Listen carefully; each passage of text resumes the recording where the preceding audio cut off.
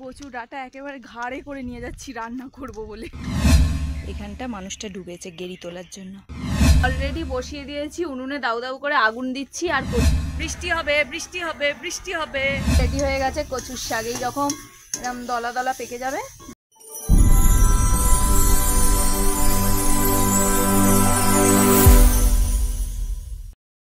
Friends, good morning. Mixing বাঙালি চ্যানেলে নতুন একটি ভিডিওতে তোমাদের অনেক অনেক স্বাগত আর অনেক অনেক ভালোবাসা। তো আজকে চলে এসেছি একদম কচু গাছ কাটতে। কচু গাছ কেটে আজকে রান্না হবে। তো কচু শাকের রান্না করব। এই যে কচু গাছগুলো দেখতে পাচ্ছ, এইগুলোই আর কি কাটবো। তো চলো বক বক না করে কাটতে থাকি। কচু গাছ কাটতে শুরু করে দিয়েছি। এই দেখো কেটেছি অনেকগুলো। ক্যামেরা ধরে দিয়ে আর কেউ নেই, তো তাই নিজে কেটে ফেলি, তারপর বাড়িতে গিয়ে দেখা করছি। বাড়ি যাওয়ার আগেই তোমাদের সাথে শেয়ার করলাম কচু ডাটা একেবারে ঘাড়ে করে নিয়ে যাচ্ছি রান্না করব বলে। আমি একটা জিনিস দেখাই, বাড়ি চলে এসেছি কচুর শাক নিয়ে। এই যে দেখো কচুর শাকগুলো ফেলে রেখেছি, এগুলো সব কাটবো। তার আগে আমাদের পুকুরে সব ডুবে ডুবে গেরি তুলছে, তোমাদেরকে দেখাই নতুনত্ব একটু জিনিস। এই যে বুজবুরি বুজবুরি হচ্ছে এইখানটা মানুষটা ডুবেছে গেরি তোলার জন্য।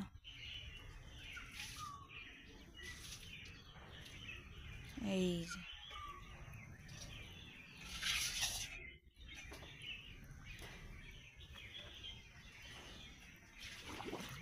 আবার ডুবে পড়লো, এখন পরে পেয়েছে হাতে। ঝিনুক করাচ্ছ মাসি? গেরি পাচ্ছ না? গেরি ছোট ছোট। হ্যাঁ, এই যে ঝিনুক করাচ্ছে, আমি ভেবেছিলাম গেরি। না, ঝিনুক করাচ্ছে।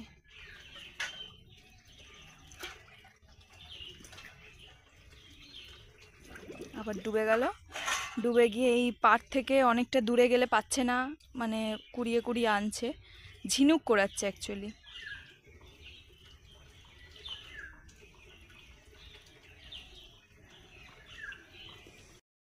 এখানে ঝুড়ি বটি কচুর শাক সব নিয়ে বসে পড়েছি। এখন আমি কাটবো। আর এই ফ্যানটা লাগিয়ে দিয়েছি, এখনও চালাইনি কারণ তোমরা ভয়েস শুনতে পাবে না বলে। আর হাতে দুটো প্যাকেট পরে নিয়েছি, কারণ এমনি কচুর শাক জানি চুলকায়, যদি চুলকায় ওই জন্য আর কি পরে নিয়েছি। তারপরে কষও হয়ে যায় হাতে, ওই জন্য। তো চলো কাটতে থাকি বেশি কথা না বলে। হাফ চুবড়ি মতো কাটা হয়ে যাবে। কচু শাক তো কাটলে একটুখানি হয়ে যায়, মানে একদম সেদ্ধ করলে এইটুকুনি হয়ে যাবে হয়তো। আর এখনো এইগুলো বাকি আছে, এইগুলো এখন কাটবো।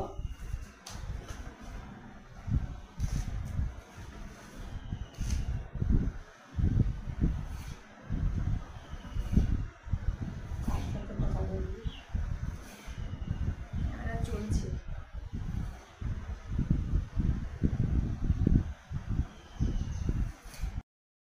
কচুর শাক আমার কাটা হয়ে গেছে। আর এই এত ময়লা বেরিয়েছে, এখানে রসুন কাঁচা লঙ্কাও ছাড়িয়ে নিয়েছি। আর এই যে আমাদের গাছের কাঁঠাল এখন বের করে আমাকে দিয়েছে, আমি কিছু টিফিন করব, তারপর কাঁঠালটা খাবো। হাত দেখেছো কচুর শাক কেটে কি ভয়ঙ্কর হাত হয়েছে, দেখো। সকালের ব্রেকফাস্ট করব মুড়ি পেঁয়াজ আর আলু চচ্চড়ি দিয়ে। আর এটা হাফ মিষ্টি কেন বলতেই পারো, কারণ এটা হাফ হলো, আমি গোটা মিষ্টি খেতে পারি না, তাই হাফ দিয়েছে মা। অলরেডি বসিয়ে দিয়েছি উনুনে, দাউ দাউ করে আগুন দিচ্ছি। আর কচুর শাকটা সেদ্ধ করছি, আগে সেদ্ধ হয়ে যাক তারপরে আবার দেখাচ্ছি। সেদ্ধ হচ্ছে। আর এখন 12টা বাজতে যায়, এখন আমার স্নান হয়নি। তোমাদেরকে আমি আমাদের ঠাকুরগুলো একটু শেয়ার করছি, দাঁড়া। আমাদের ঠাকুর পুজো হয়েছে, আর আমাদের আজকে গাছের কাঁঠাল দিয়ে পুজো করা হয়েছে ঠাকুরগুলোকে। এখানে মেঘ করেছে, আর এই যে হাওয়া দিচ্ছে। আজকে দিদা ছাদে উঠে গেছে, খুব হাওয়া দিচ্ছে। আর এই যে প্রচন্ড মেঘ করেছে, বৃষ্টি হবে বৃষ্টি হবে বৃষ্টি হবে। সবার অপেক্ষার অবসান, অবশেষে বৃষ্টি এলো। হবে হবে হবে করে, জানি না কতক্ষণ হবে, আবার গরম দেবে কিনা।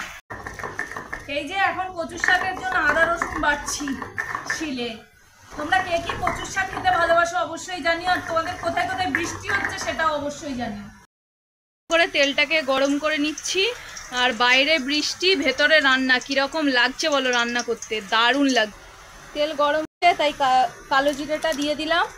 তারপর দেবো একটু রসুন আর কাঁচা লঙ্কা। এবার দিয়ে দেবো কুচনো পেঁয়াজ। তোমাদের কাছে দুটো অপশান হয়, তোমরা জিরে ফোড়ন দেবে, জিরে ফোড়ন দিয়ে শুকনো লঙ্কা ফোড়ন দেবে, আর না হলে তোমরা কাঁচা লঙ্কা কালো জিরে ফোড়ন দেবে। আমার কাছে শুকনো লঙ্কা অ্যাভেলেবেল ছিল না। বেসিক্যালি শুকনো লঙ্কাটা লাগে ইলিশ মাছের রান্না করতে, মাথা দিয়ে যদি তুমি করো আঁশ। আমি তো এখন কিছুই নেই, আমার কাছে কাঁচা ছোলাও ভিজানো নেই, তাই আমি একটু এ দিয়ে নেড়ে নিলাম, পেঁয়াজ কুচি আর কাঁচা লঙ্কা আর কালো জিরে। এবার দেবো একে একে নুন, তারপর দেবো হলুদ, জিরে গুঁড়ো, তারপর স্বাদ মতো চিনি।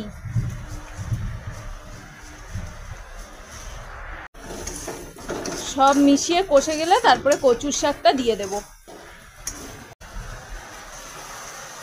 কচুর শাকটা দিয়ে এবার নাড়িয়ে নেবো ভালো করে, তারপরে এর জল মরে এলেই রেডি হয়ে যাবে একদম নিরামিষ কচুর শাক। একদম নিরামিষ বলবো না, পেঁয়াজ রসুন সবই দিয়ে। জানি না, এই ফার্স্ট টাইম এরমভাবে রান্না করছি। এর আগে আমি ইলিশ মাছের মাথা দিয়েই করেছি বেশিরভাগ, আর একবার মনে হয় ছোলা দিয়ে করেছিলাম। তো এই ফার্স্ট টাইম আমার কাছে হাতের সামনে কিছু ছিল না, হঠাৎ করেই ঠিক করেছিলাম, তাই আর কি এরমভাবেই করছি।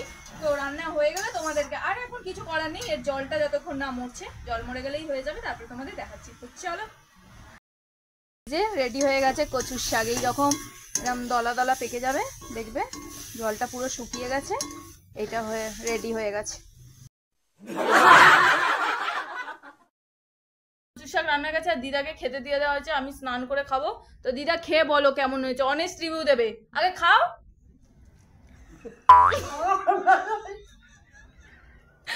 বলো কেমন হয়েছে।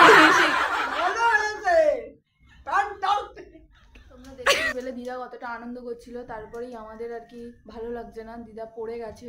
বাইরে বৃষ্টি হয়েছিল তো, আর কাদার মধ্যে খালি পায়ে যাচ্ছিল, পুরো পড়ে গিয়ে এখন কাঁদছে দিদা। তাই আমাদের কারোরই মন মেজাজ ভালো নেই, তাই আমি আর কি খেয়ে রিভিউ দেবো।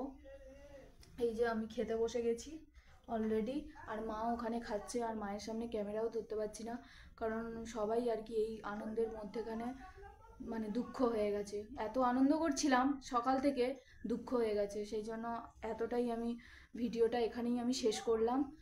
কারোরই মন মেজাজ আর ভালো নেই, দিদা ফট করে পড়ে যাবে বুঝতে পারিনি, খেয়ে দিয়ে উঠে কাপড় ধুতে গেছে আর ওরকম পড়ে গেছে। তো ঠিক আছে, চলো তোমাদের নেক্সট ভিডিওতে দেখা হবে।